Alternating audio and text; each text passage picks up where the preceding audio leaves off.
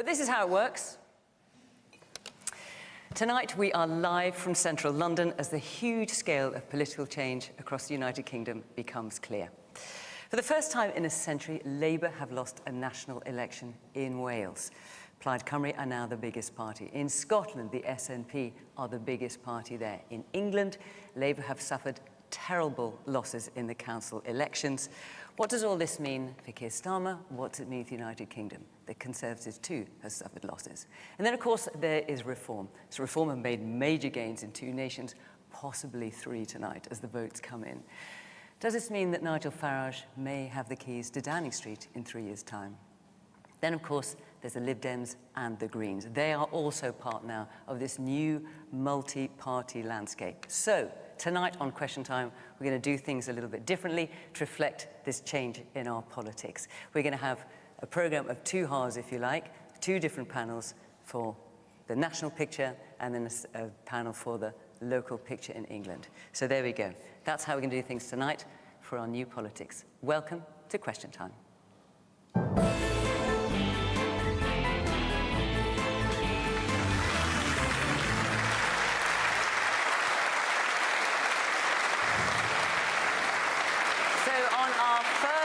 For the Labour government, we have the Business Secretary, Peter Kyle. Kevin Hollinrake is the Conservative Party chairman and a former business minister. Piers Morgan is a journalist and broadcaster and the presenter of Piers Morgan Uncensored. Robert Jenrick is Reform UK's economic spokesperson, having defected from the Tories, of course, in January. Dave Doogan is the SNP's Defence and Economy spokesperson of Westminster. And Liz Saville Roberts is the leader of Plaid Cymru in the House of Commons.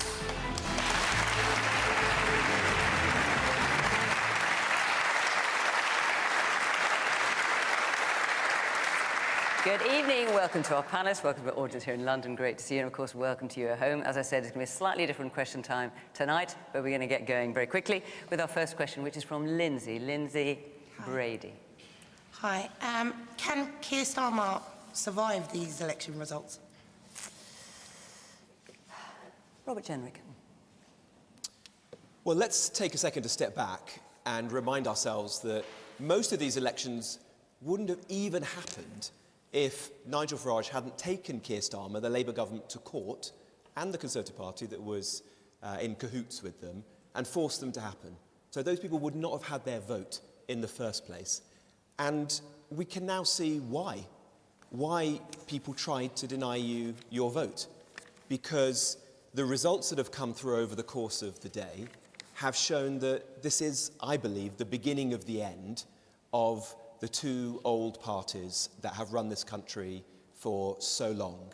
And millions of people have turned away because they feel that both of those parties have let the country down. Not just in the last 2 years, but over many years. That living standards are stagnating, that immigration is out of control, that our high streets are hollowed out, that crime in cities like London are too great. And lots of this under the Conservatives when you were in power, and when you were in the part of the government. This is a reflection on politics more generally. That is true, is it not? It is, absolutely, Fiona. This is a reflection on the way we've been governed for a very long time. I don't think our country has been well governed for most of my adult lifetime, and I take my share of responsibility for that. And people are voting for something different now. They want to see real change. And that is one of the reasons why millions of people have voted Reform. And they voted Reform from the Welsh valleys to the Highlands of Scotland, from England's industrial towns and cities to the shires and the counties of East Anglia, because Reform offers something different from the old politics which is seen to have failed people. And to answer your question directly, where are we left tonight? Well, I believe we're left with a lame duck government run by a lame duck Prime Minister who doesn't have any ideas how to fix the challenges that you and millions of other people are facing right now in the country. And whether Labour backbenchers or indeed cabinet ministers like Peter choose to get rid of him or not, it's not going to make a difference. We need a general election. I think a general election is inevitable. And when it comes, what we've learnt in the last 48 hours is you can get change. You just have to vote for it. And a party like Reform is waiting to take the country in a better direction and to ensure that we can finally fix the challenges that we've faced for far too long. Piers. Silence Wow. Not so fast, Reform. Yeah, of course he should go. I mean, let's be honest. This has been an absolute shambles. A shambles. Let's do a quick test. Who here feels better off under Labour? Nobody. Not one of you. Not one of you. Yet they came into power 2 years ago, under 2 years ago, with a thumping majority. And all this talk of change and hope, they'd had 14 years to think about what they would do if they came into power, this Labour government. 14 years. And what do? Day one, Keir Starmer says, things are going to get worse before they get better. Well, he wasn't kidding. He wasn't kidding. We should have taken him at his word then. So is Nigel Farage the answer, as Robert believes? Well, the point I'm going to make is, since then, we've had a series of broken promises and U-turns on an unprecedented scale. It's almost like every policy initiative Labour came up with, they've immediately done a screeching U-turn when the public has gone, what is this nonsense? And so it's been, in my lengthy period in the media, 40 years or so, this has been the most shambolic government I have ever seen. And that is why you have now Reform surging around the country. I don't think it's particular. I give them credit. In a few years that they've done this, it's an amazing achievement. I give them due credit. But the difficult part for them will come now, because I don't think people are voting for Reform's plethora of beautifully thought out policies, because we don't know most of them. We know what they think about immigration, and people are going to have their view about that. But we also know that they are a product of persistently failing governments now going back nearly 2 decades. And you're seeing the same with the emergence of the Greens, and you're seeing all sorts of parties getting some traction away from the main parties, because we all think, don't we, really, a stain on both their houses. A stain on both their houses. And I think that if Reform do end up with the keys to number 10, as you said, and I think Starmer, if he's watching, he should do the decent thing now and just resign and admit his culpability. But if you do, the really difficult questions are going to start coming thick and fast. And I would start with this one. Only last week, Reform, who were told are going to be this breath of fresh air, a change, a new hope for the country, we discovered their leader, Nigel Farage, gets a £5 million bung from some bloke in Thailand who has a crypto interest. What is that about? And why are we not talking about that more? Okay. I will come and ask you about that. We'll get to that. And I'll come to you, Peter, in a minute. Let's just hear a bit from us, but we'll definitely get to that. Man in the stripy T-shirt. So if we're hoping for improvement, how are we going to get that with Reform if the majority of their MPs are former Conservative MPs, and every single MP that they've got is a former member, at least, of the Conservative Party? Okay. Man in the green shirt, then. From the history that we've had, we were in a Conservative government for a long time, where the leadership changed and changed and changed, and nothing actually changed. So why do we not just stick with one term, with one Prime Minister, to allow us to see if he can actually make a difference in less than 2 years? Peter. That is presumably your view. I mean, there's something like 9 Labour MPs now have come out and said Keir Starmer needs to go. A number of cabinet members are now rowing in behind him. I think it is the point. But let me just be upfront with people about the scale of what's happened and how we are responding to it, and just acknowledge, in every election, political parties and those of us who are in leadership positions within political parties get a tap on the shoulder from the electorate, and it's either positive or negative. We have just had the rug pulled from underneath us. I mean, it's been an absolute catastrophe, hasn't it? It's just what I just said, yes. A total catastrophe. I'm not denying that. Okay. I'm actually just, I want to preface the start by acknowledging that. We were voted on a landslide just a couple of years ago, because we had had a period of decline in our country as a result of the financial crash, as a result of Brexit, as a result of COVID, as a result of Liz Truss's mini-budget and the Tories and the way they ran the country. And people wanted us to halt the decline. Now, I accept that we have not managed to halt the decline in a way that people feel in their pockets, that they see in their communities, and yes, in the opportunities that they have and they feel are before them. That is what we have to change. I also accept the point that when we came in, we did a lot of tough stuff, and the things that we have been investing in for the long term, the investment in our infrastructure, from Northern Powerhouse Rail to new runways to new reservoirs to 1.5 million homes. You also We will changed your get mind there. on a lot of we things. We will get there, but the benefits of the things we brought in at the beginning are not being felt yet. But the tough stuff we did at the beginning, and yes, some of those U-turns we've already accepted. We should not have done, and we shouldn't have made the mistakes in the first place. But given the question is, should Keir Starmer stay or should he go? In your heart, do you seriously believe that Keir Starmer can win the next election for Labour? I don't think there is anything inevitable about success or failure of anyone around this table. We have seen the speed of which politics moves on. No. So you think he should win the next election? Absolutely, I do. Really? Of course I do. Of course I do. There are lots of circumstances. Anyone believe it?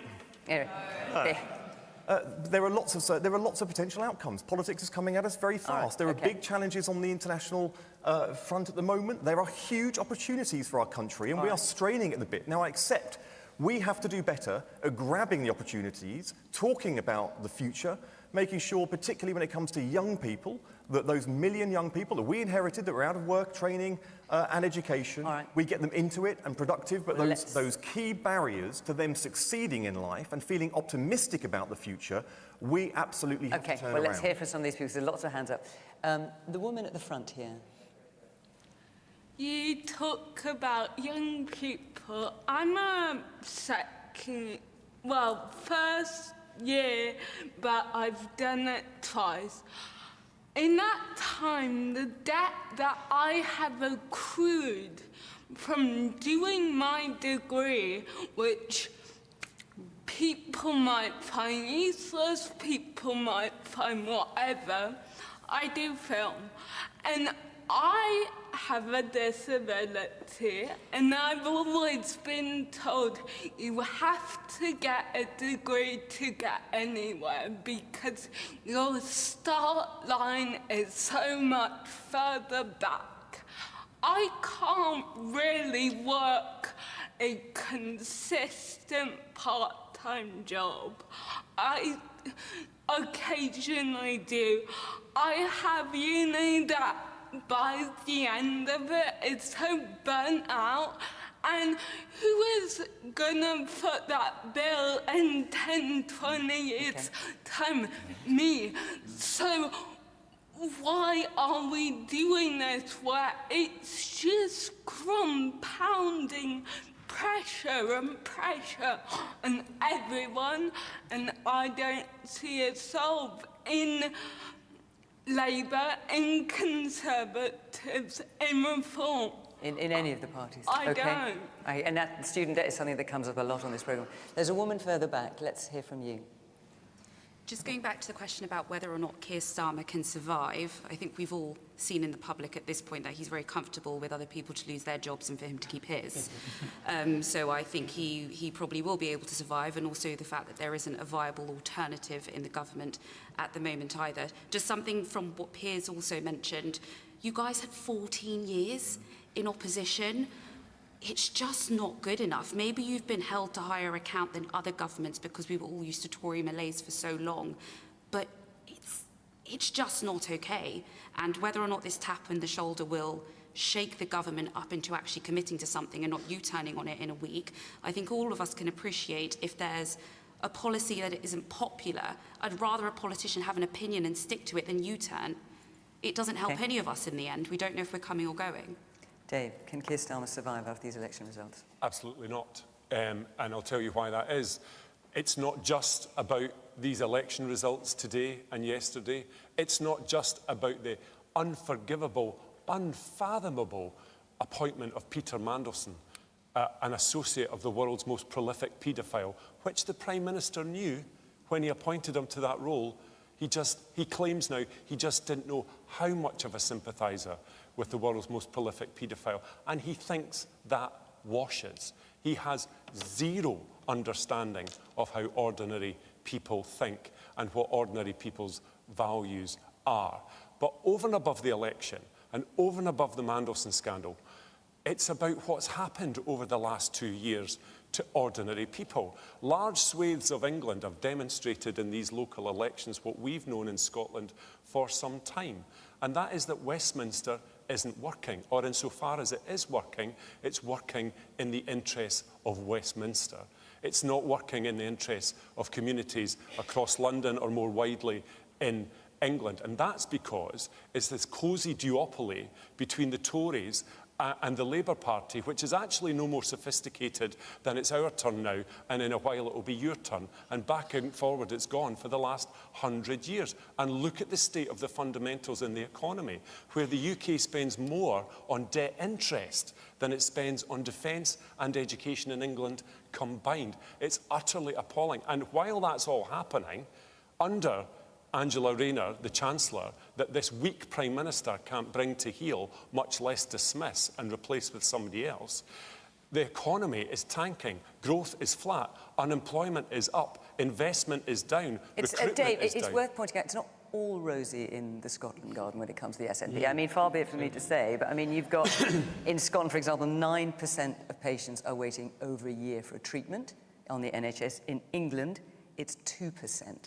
And that's on your watch. That is on our watch. And waiting lists in Scotland under the SNP have been coming down every month, month on month, for the last 10 years. We have got the same problem that England had, and we've approached it in different ways. Much worse. And incidentally, we measure it in different ways as well. So these things are... but do remember, though, to your point, that what happens in England is not contingent on the political choices we make in Scotland. But what happens in Scotland is contingent on the political choices that are made in Westminster. Well, and that's NHS a fundamental is devolved, Dave, difference. as you know. That's so a those fundamental are your difference. choices. Yes, but the budgets that are allocated to the Scottish Government by the Westminster Government is not devolved. And we will always be working with one arm tied behind our back. Can I just check one thing? Under those circumstances. At the moment, not all the results are in for Scotland. So we've had the constituency results, we haven't had the list results.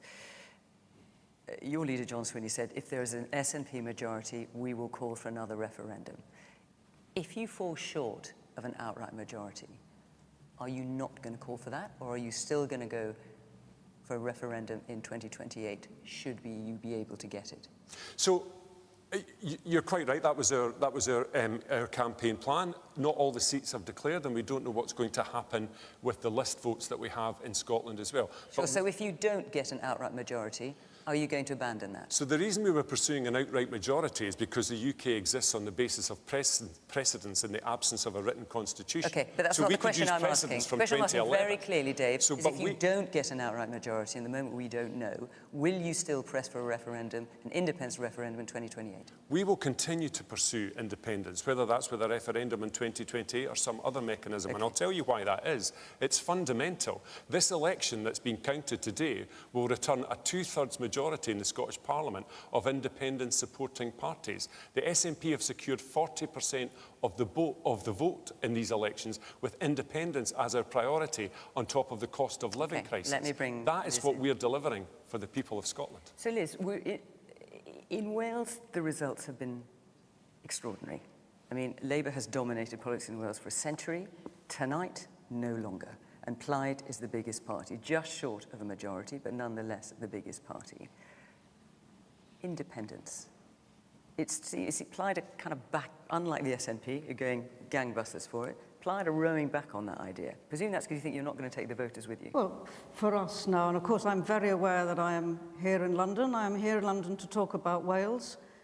The question was about Keir Starmer, but Keir Starmer is part of the symptom of what is wrong with the United Kingdom as a political system. And what we have seen in Wales, of course, is a historic event today. The Labour Party has lost its 100 years grasp on Wales, and it has done that to my party, Plaid Cymru, and Plaid Cymru wants to see devolution working in Wales. I'm sure there are many places within England as well where we could see devolution working way more effectively for their communities, because what we have seen for decades, longer even, is that Westminster works very well for certain people and certain communities, and it leaves the rest behind. So what has won for Plaid Cymru in Wales is a hope for the future, that change can actually mean something besides peddling fear and hatred and division within communities. But not necessarily independence, Liz. Is that right? Again, coming over to Plaid Cymru, with Plaid Cymru as the majority. Plaid Cymru, of course, we want further devolution, we want further powers, We are the party that stands for independence. But that's further devolution. Hang on, I just want to be really clear. We have told the people of Wales that that is their decision. Sure, but you're the party now. You are the biggest party. We have told them... Are you saying to the people who vote for you, we're going for independence? The impression I'm getting is you're not. We have told them that in the first instance, because the deal that they have been dealt with devolution in Wales is so bad, it has so ill-served the people of Wales, that our job in the first instance is to make it work. And then when people can see the confidence that we can do something better ourselves, then we'll be on a journey. But that journey has to find its own way. Okay. So, Kevin, can Keir Starmer survive? Not for long. And not because of these election results. These are a symptom of a much wider problem. It's Keir Starmer's judgment. Lindsay, you asked the question. It's his judgment's the problem. And whether it's Peter Mandelson, the appointment of Peter Mandelson, whether it's... And can I just say, actually, just for legal reasons, I have to point that Peter Mandelson denies he acted criminally. No, but you can't deny that Keir Starmer appointed him as the ambassador for the UK to the US, a man who'd had to resign twice in scandal. So it was a poor decision. The Chagos Islands, a poor decision. The winter fuel allowance, the removing of that from pensioners, a poor decision. The family farm tax, family business tax. And this is why the government is falling apart under the leadership of Keir Starmer. He's not up to the job. I'm sorry to say that, but he's simply not. And I think sooner or later, enough Labour backbenchers or cabinet ministers will go to the Prime Minister and say, it's time for you to go. And I don't think that'll be days, but I think it may be weeks or months, but he will not get to the next election. One thing I'd say about this whole thing, and I've been a Member of Parliament for 11 years, I was in business for 30 years before that, is governing is more difficult than people think. And that's one thing I'll give to Keir Starmer, it is tough. And there's lots of different economic pressures, and anybody's trying to run this country at the moment. That's a reality. And so we've got to look at governing this country through the lens of it's difficult. And one or two of the parties here, and Rob has said, you know, people want change. Well, they're getting change in Kent, where you've got a council there, and it's not a good change. A reform council there, and it's not good change. You've seen a tenth of the reform councillors either resign or defect since they're appointed last year, since they elected last year. It is tough to do this, to make the books balance. That's the reality. So saying they were going to cut taxes, and they didn't mean council taxes now, you know, it was just cutting other kind of taxes. That's, you know, you make these kind of promises, you've got to be able to deliver on them. That's the reality. We, in opposition, we made our mistakes in government. We did some good things too. We made our mistakes. What were the good things? Well, we balanced the books after the financial crash. Would you accept that the Tories, for a very long period of time before Keir Starmer came into Downing Street, do you accept that you too, with collective governments and Prime Minister, were an abject failure to this country? I don't think an abject failure. I get a bit fed up, honestly. You asked me the question. No, but I get fed up with politicians saying, it's tough. It's tough. Well, Let me tell you, I bet most... You've never done it, Piers. No, but I tell you what, I could do a better job than you lot. Well, that's easy to say from the sideline. I would say, I bet we spoke earlier, before the show started, to a gentleman at the top who works in a hospital in ICU, I think he said. I suspect he has a tougher day shift than the average politician. So when I hear politicians talking about it's tough, I reckon we could go around this whole audience and find a lot of people who have a tougher job. Let's find a politician who thinks this is an exciting challenge, not a tough job. Let's let Kevin answer. You sat there saying you could do a better job, having never done the job. I was 30 years in my own business, building it from a small business to a national one over 30 years. You can imagine how hard that work that was. I worked more hours every week than I did back then. It is a tough job. There's no question. What you need is a good leader. I think we've got a good leader in Kemi Badenoch. I think we need a good team. We've got a good team and a plan, and we need to set out our plans and subject them to scrutiny. Just a final point, just being the SNP, because that's such an instructive point. David, you were criticising the economy of the UK. Scotland has been the worst performing part of the UK in terms of the economy. That's absolutely not true. That's absolutely not true. If Scotland had grown at the same pace as the rest of the UK, the economy would be £11 billion larger. That's a reality. So, Scotland's economic output is habitually in the top quartile of the UK. Foreign direct investment, Scotland outperforms every other element of the UK. Your economy is growing more slowly, London. David. We've got more people in work and fewer people out of work. If that's a failing economy, no wonder you got voted out. Right. Well, we can all trade statistics. I'm going to come back to you in a minute. I just want to come back to one point, because I knew it would come up, so Robert, since you're here, I want to ask you about it. This £5 million donation to Nigel Farage from Christopher Harborne, it was a gift, apparently, Nigel Farage says, with no strings attached. Is it just coincidence, then, that Nigel Farage wants the Bank of England to have a Bitcoin reserve and halve tax on crypto deals? I think the real scandal here is that you've got one of the most senior politicians in this country who is provided with absolutely no security for him and his family.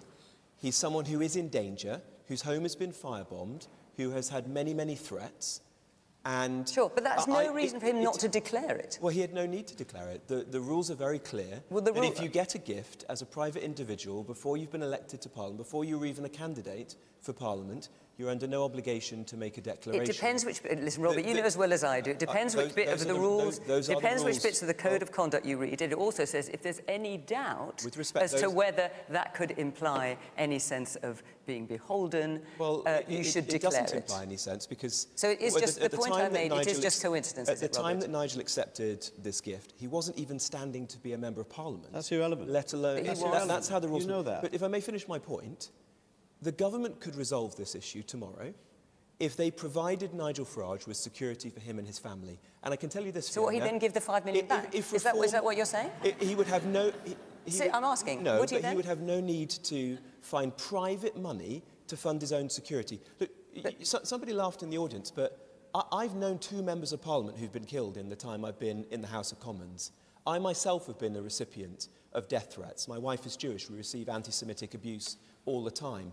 It is sometimes tough going into public life. And I think those people who do, particularly the most prominent politicians in this country, which Nigel is arguably one or the second most prominent person in British politics today, perhaps after the Prime Minister, I believe those people should be protected. Can I ask one question? Hang on, Piers, wait 1 minute. Just complete the point. Wait 1 minute. If Reform was in government, and if any of the politicians on this panel came to myself, if I was Chancellor of the Exchequer or Zia Youssef was Home Secretary, and said there were credible threats to them or their family, in the blink of an eye we'd provide them with the security. So let me ask you again then, Robert. I think that's what everybody in the country should do. If the government pledged to give Nigel Farage the security he desires, would he give that £5 million back?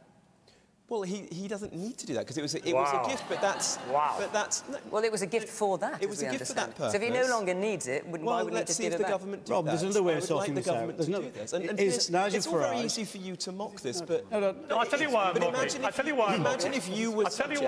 Imagine if you were subject to severe... Maybe you have been. I've had death threats. Well, I think people who go into public life should be properly supported and protected. Listen, here's the point. If it was Keir Starmer, and we discovered last week he'd taken £5 million without declaring it from some crypto millionaire in Thailand, you'd have gone absolutely berserk and demanded him resign. That's the bottom line. What you're saying is total hypocrisy. Total hypocrisy. It's not. The difference here, Piers, is we're talking about a gift before somebody was even a member of Parliament. Yes, but you know you have to declare it within the 12 months before you become an MP. Not if it's a gift. Rob, there's a way of clearing this up. There's a way of clearing this up which we would all accept and agree to. Nigel Farage could refer himself to the Parliamentary Standards Commissioner. No, he could do that. There is doubt over this, Rob. Do you think someone like Nigel Farage should get security from the government so that he can walk the streets in safety? Well, I think if there's a case to do that, it should be answered on its merits. I'm not against that. OK, I tell you what, I've got 2 minutes and I want to bring the audience in because you've not got much... You asked this question last week to Zia Youssef, who was on the programme. He gave a similar answer to the one that I've given. Smears, essentially, like this have been thrown at Reform politicians for weeks and weeks, and they have failed. I'm not sure I've made a smear. I have simply asked a question. Millions of people have gone out and voted for Reform. So these smears from establishment parties and parts of the media will come, I'm certain, in the months and the years to come. Do you think it's a smear to ask the question? I do think you are doing this to smear somebody. Wow. Because he has not broken any rules. There's no evidence of that whatsoever. He's a man who's purely motivated with his own protection and that of his partner and let's his family. hear from our audience. Man there in the front. I feel like every major party at some point has had a scandal about donors, huge amounts of money being thrown around to buy influence. I'm a student. I'm staring down the barrel of near enough £50,000 in debt to go to university. It really makes me feel like I can't trust any politicians with my vote. OK. And let me hear one more point. There's something about this woman there in the middle. I think this is a classic example of you lot losing your moral compass. I can't believe we're even discussing this. In any other work environment, you would be out the door. And if Keir Starmer goes, at least 3 of you should have the integrity, because it's the combination of your policies that have resulted to where we are today. And just by changing your party colour doesn't absolve you of collective responsibility. And in any good board, the board takes collective responsibility, and I'm fed up of making individuals the scapegoat. Stand up, be counted, and have a moral compass. Right, okay. We are halfway through our programme, so we're going to move things around a bit. So I just want to say... political traitors now. Before we do, I'm going to be stalking around the back of the table. Before, just want to say a huge thank you. I know you've had very long nights, and you've come here today, and we're very grateful. So a huge thank you to Dave Doogan and to Liz Saville Roberts. Thank you very much indeed.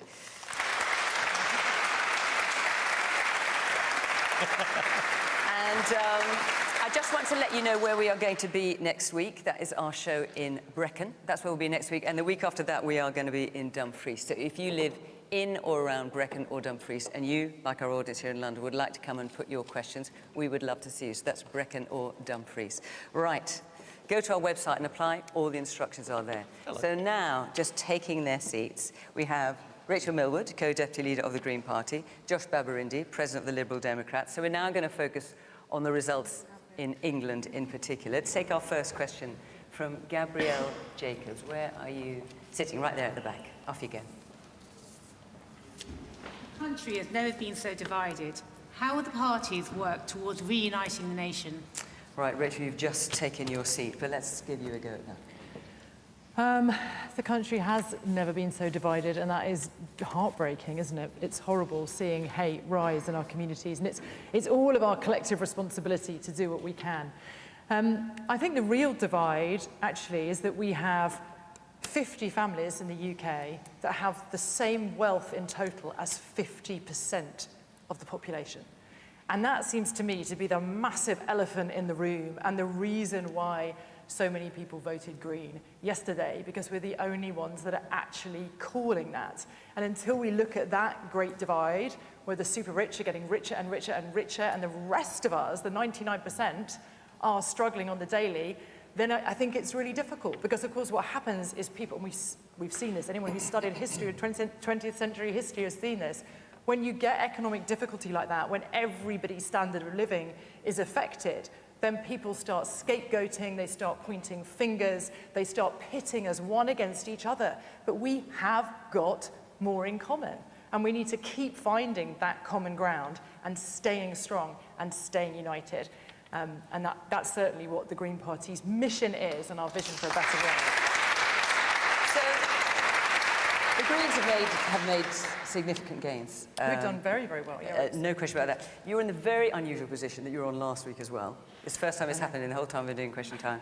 And some of this we discussed last week, but you talked about, you know, we have more in common. We shouldn't be pitting each other, pitting ourselves one against the other. We discussed this last week, but there are many examples of your candidates who are doing the exact opposite of, let me finish, of uniting people, who were standing for election yesterday.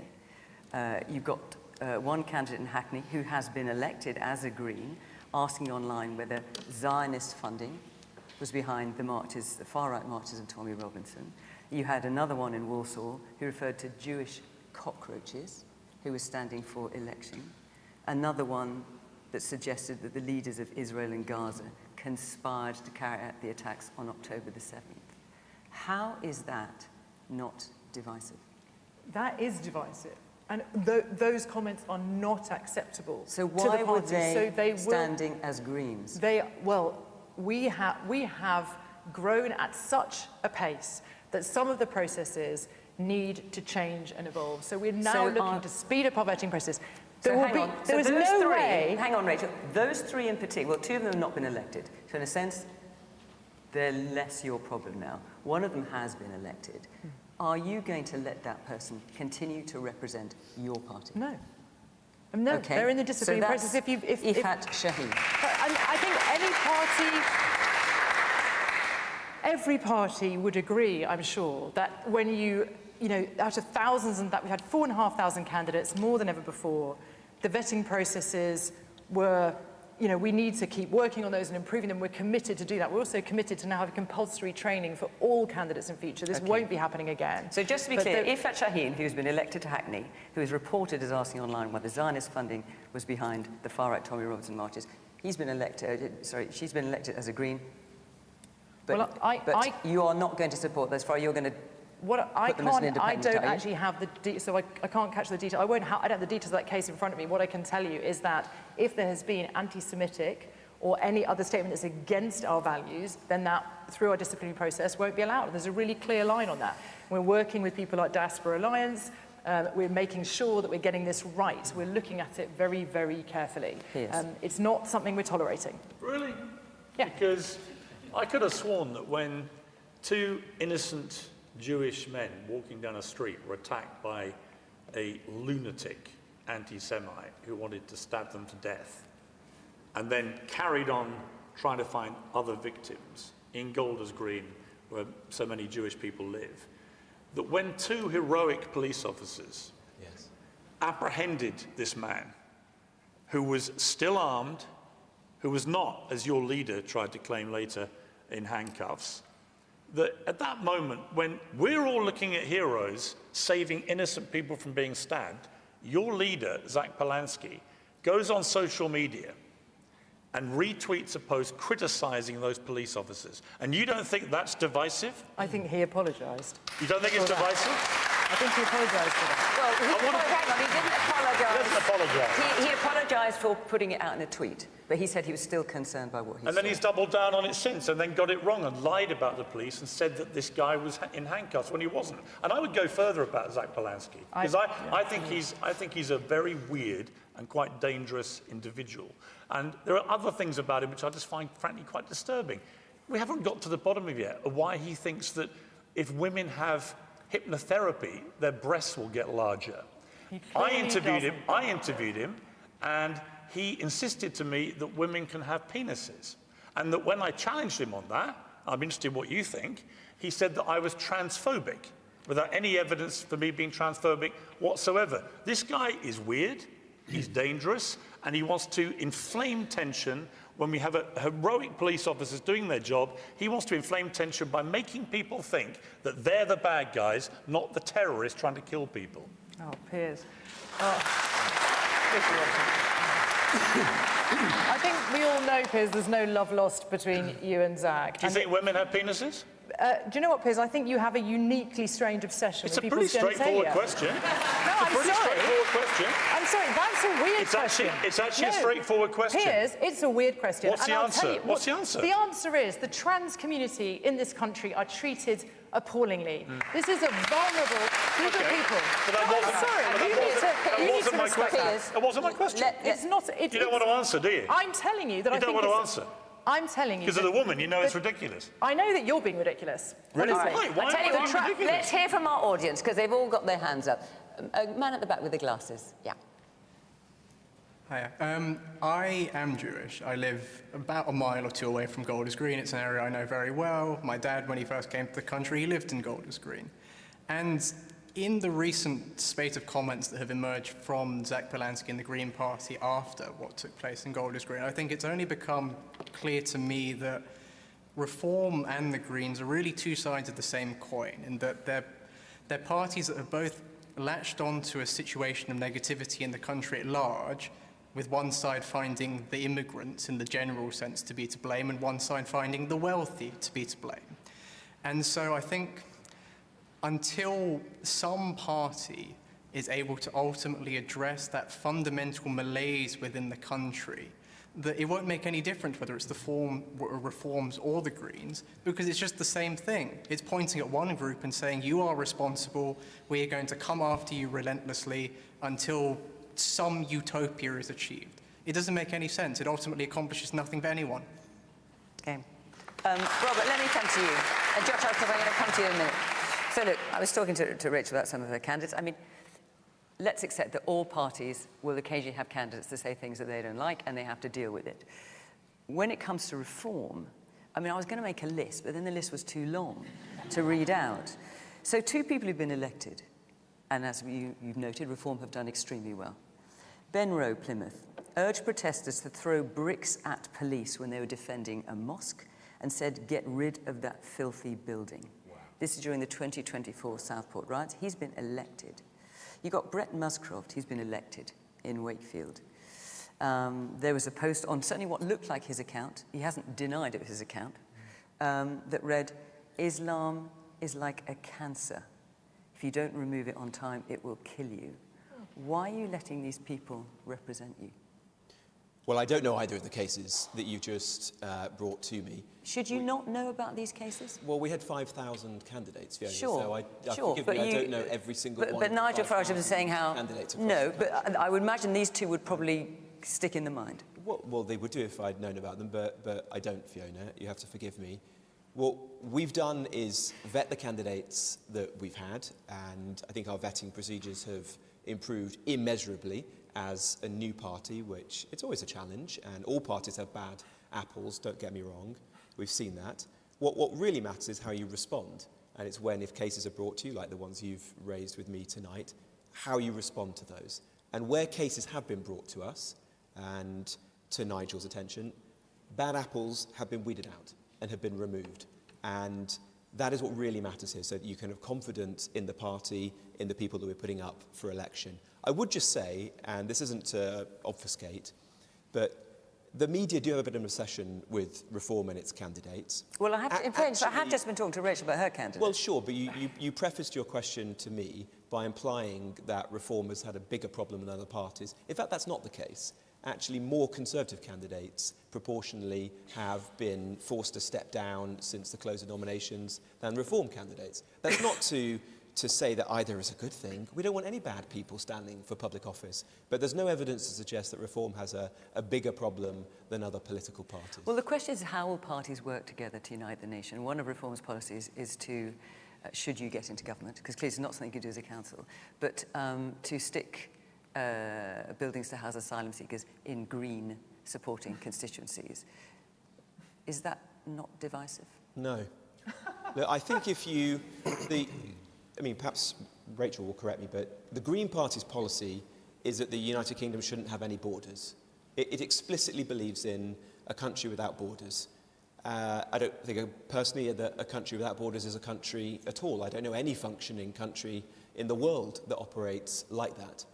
But if that is your policy, then you also have to advocate for the consequences. And the consequences are very clear for everyone to see in the country today.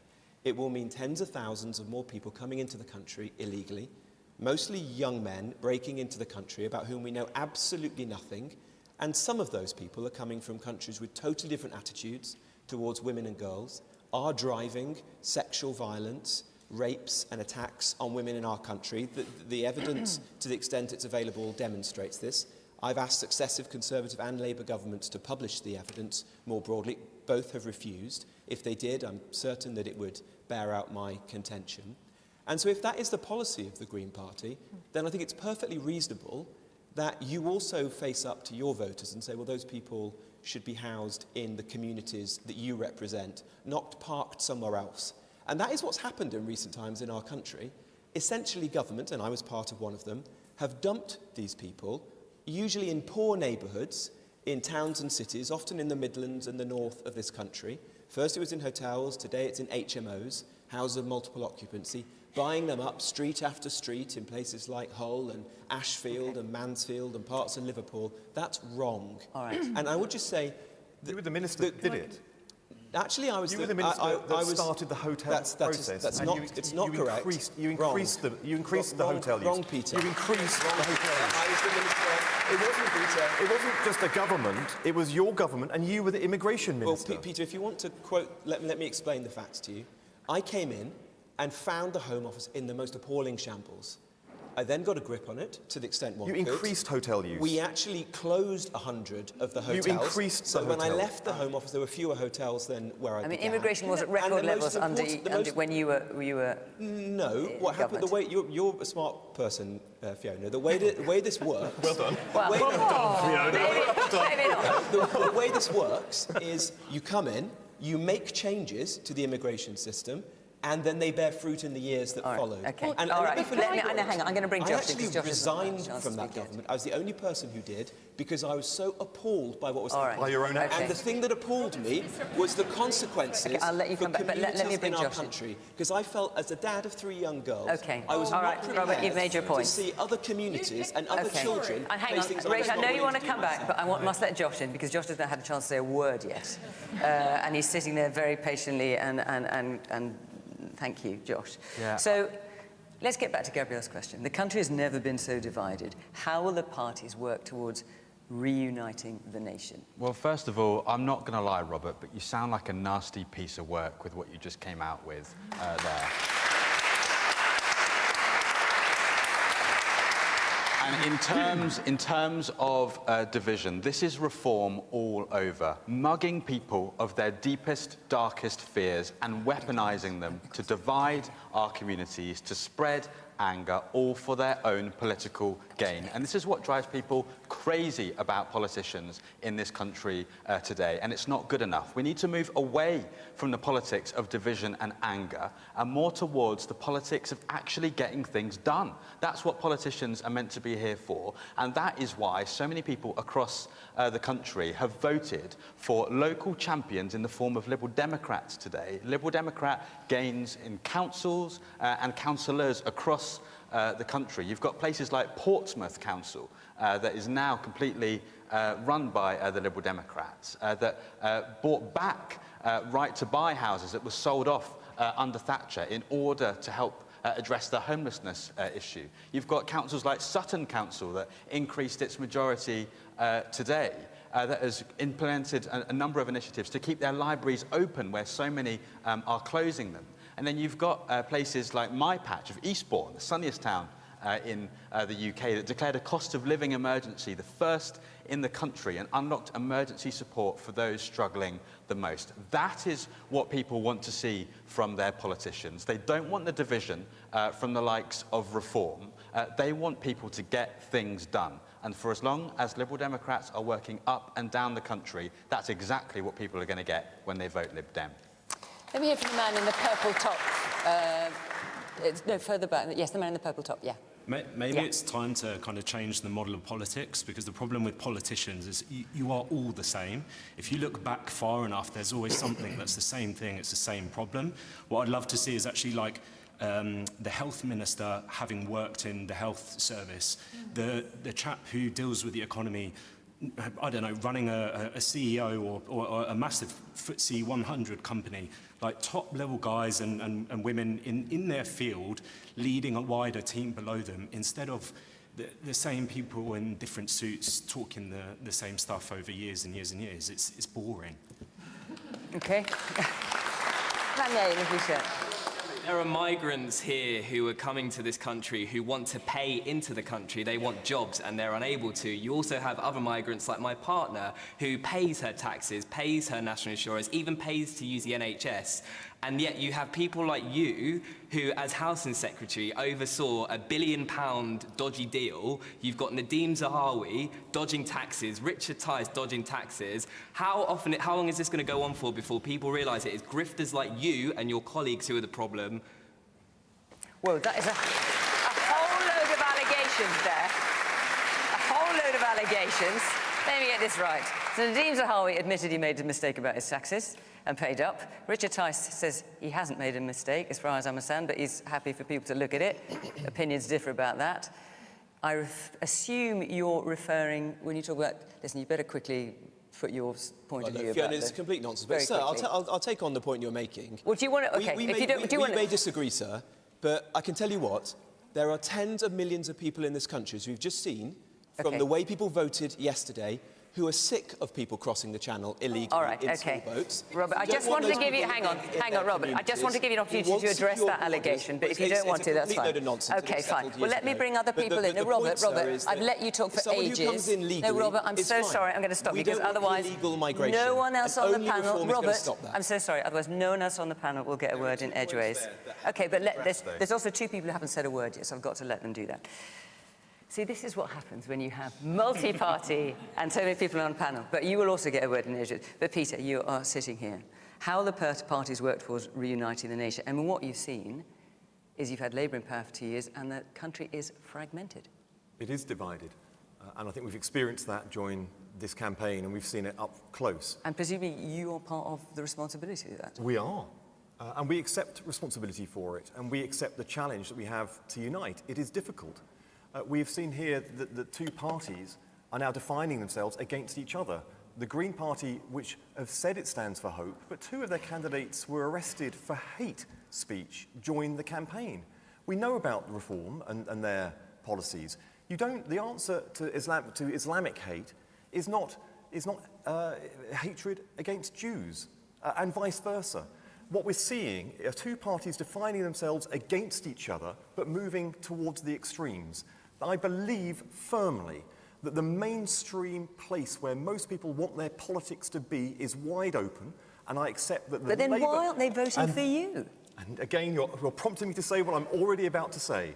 And I accept that we are not connected to the electorate in the way that we should be, and we have to start by tackling the challenges faced by young people. I was very, very struck and moved by the comments that you made about your experiences at university and your struggles to get in. I applied several times to get into university, and at the age of 25, I went back to secondary school to start all over again. I got into university and it opened a world of opportunity to me, and I hope it does the same to you. We need to make sure that the pathways young people take through life are rewarding, your hard work is rewarded, but those crucial steps for which people have worked their way out of poverty and worked their way up at life, they don't exist in the same way they have in the past. So yes, we have to invest in young people. We have to make sure that universities are equipped for all the opportunities of the future, including an AR future. Peter? Because we came into office... You've been in power 2 years. Why haven't you done it? Well, answer the question. This is not a new problem. Young people are told, if you go to university, if you study hard, you work hard, you come out, you get a good job, you get your first home. Now, the complete opposite happens. They go to university, they work incredibly hard, they come out, they can't afford to buy a home. No one young can afford to buy their own home now. And so you end up perhaps without any job, without any home, without any hope, and you end up like this poor young woman who spoke earlier so eloquently. You're feeling desperate about your affairs. And you had 14 years of watching the Conservatives not fix this problem, and rather than come in and make one of the first priorities that you should do, the young people you're talking so passionately about, say, we're going to fix this from day one, this is the great policy we're going to do. Nothing. And now you're playing catch up. Well, and that's why the electorate today gave you the biggest repudiation in the history of local elections. Piers, you've just repeated what I said in my first contribution. I accept, but when the pathways are not there for young people to work their way up, and I said in my first contribution that young people cannot afford to get a car or to get a house and get a deposit down and work their way into the kind of family life that they expected to a generation ago. Those steps aren't there. My dad worked his way out of poverty, left school at 14, was in the Navy at 16, door-to-door salesman and night school. That pathway he went on isn't there, and the pathway that I went on, having left school with no qualifications, to working myself as to where I am today, is also not there. You can't fix everything in 2 years. We've invested in schools, we are investing in universities, we are trying to make sure we have an economy that rewards hard work, an education system that rewards hard work. It cannot be fixed overnight, it can't be fixed in 2 years, but I accept that we have to regain the trust that people will feel the progress we make, and we have to zero in and show that we are throwing everything at these challenges, and we are willing to do whatever it takes to live for young people, hard-working people, and people who are trying to change their communities for the better. And that is what we have days and weeks to start to show that we're doing, and believe me, we will. Kevin, let me bring you in then. So let's just remind ourselves of the question. How will parties work towards reuniting the nation? Is that Kevin's mission, reuniting the nation? Yeah, very much. First and foremost, you need a sense of optimism. I believe in this country. I love this country. I lived in it all my life. I think it's a great country, but we've got some fundamental problems. So Napoleon said a leader is a dealer in hope. We need somebody who can properly lead this country. Any organisation is characterised by its leader. So I think that's what's missing. And don't get me wrong, I've been a parliamentarian, an MP for 11 years, and at times our leaders haven't always been that great. Name a few then, Kevin, come on. Well, OK, I was never a fan of Liz Truss, put it that way.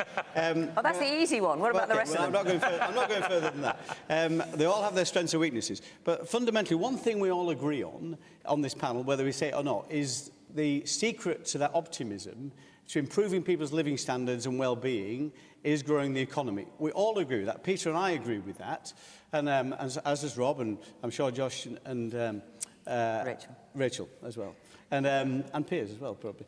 I do. So what do you do to do that? And I come from a business background. The engine room of the economy is business, and it's been strangled in this country by some of the things that the Labour Party has done. Higher taxes, more red tape. We need to get out of the way of business and let it grow and create the jobs and the business opportunities for people, and that improves living standards, and that brings a sense of optimism. So if we can reduce the cost of doing government, which we must do, that's the only way of balancing the books, on the basis we can reduce some key taxes, stamp duty, for example, so people can get on the housing ladder and move and trade up, business rates for high street businesses. That's the way to try and get the business community driving the economy forward, but this all sounds creating great, the Kevin, jobs. but in the nicest possible way. Under Conservatives, growth wasn't going gangbusters either. So if you couldn't find it in 14 years, how are you going to find it if you ever get back into power? To be fair, against the backdrop of the many challenges we had, it was the third fastest growing economy in the G7 over the period of time we were in office. When we left office, it was the fastest growing economy in the G7. So listen, I think that was for a quarter. No, it was that last statistic. It was 2 quarters, but no doubt. 2 quarters out of 14 years, that's not a whole heap of time. But it was third over that For period. 11 days and 5 hours. No, it was third over the period, Piers. Look at the facts. You lot screwed up the economy royally. That's why everybody here has felt the cost of living pinching in their lives on a daily basis. And the Labour came in, had 14 years watching you screw it up, and have screwed it up even more. Happy days. No. Let me say this.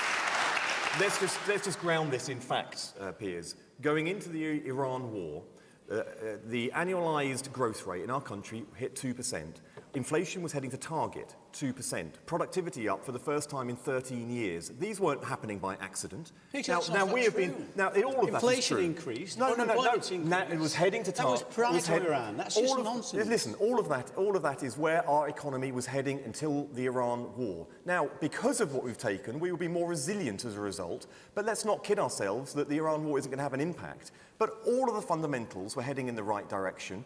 This is a point. This is the point at which we can now start thinking about a far more optimistic future. We have to find a way of generating the hope through the delivery of this government, including in the economy and in our policy and public services, and of course make sure our international relationships are delivering for people. This is why we're straining it a bit, but you cannot return to the chaos of the Tories, where we had five prime ministers in 8 years, and then all of the people who did that have now gone into reform. This is a challenge we have to move beyond. I have got 40 seconds left. You guys are the missing last the point word with you, sir. If you ask a question, you may not get an answer, but let's hear what you've got to say. The results of the election yesterday seem to reflect how Westminster behaved. Now that we've voted for local elections, do you really think that anything will change locally? Well, it depends who you voted for. You voted Conservative councillors yesterday? Yeah. I've got 20 seconds more. Let's hear from you, madam, in the front. I just want to point out, people make country, politician breaks it. And there are two politicians on each side. There were one from Wales and one from Scotland. And there is the Reform, who actually are voting for breakup of UK. And I'm sorry, but you were in the Tory party when you took actually UK from Europe. I actually experienced one country when it broke up to pieces.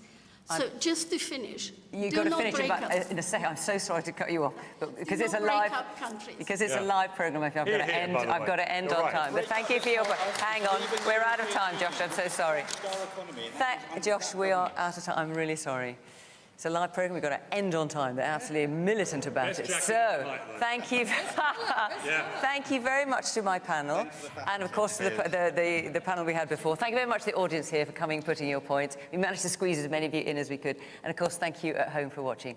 From this special election question time. For now, bye-bye.